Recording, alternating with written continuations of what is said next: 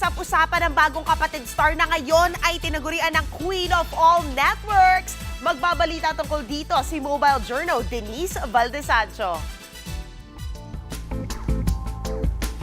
The unconformable star Vice Ganda, kapatid na rin. Confirmed na yan matapos pumirma sa bagong entertainment partnership contract kasama ang MediaQuest Holdings Inc. Present sa contract signing sina MVP Group at MediaQuest Holdings Chairman Manny V. Pangilinan, MediaQuest President and CEO Ricky Vargas, at Slingshot Studios Head of Partnership, People and Business Development Ranvel Rufino.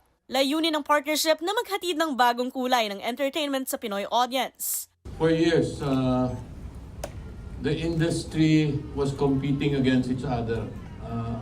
Vice is an example of what we can become, di ba?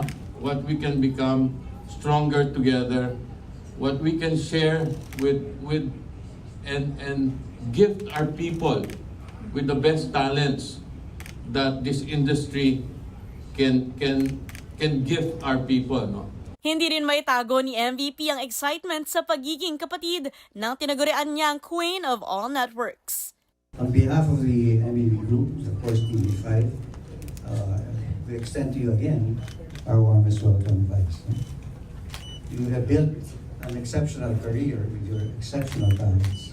This event completes the elevation of Vice Ganda to the title Queen of All Networks.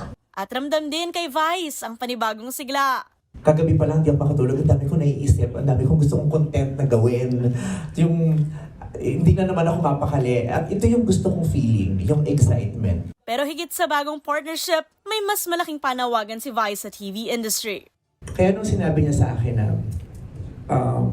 at this point, we just need to unite. Because I have what you don't have, and you have what I don't have. So let's just unite because the industry needs for us to unite in order to survive. Mga kapatid, Mobile Journal Denise Valdesancho po, hatid ang mukha ng balita.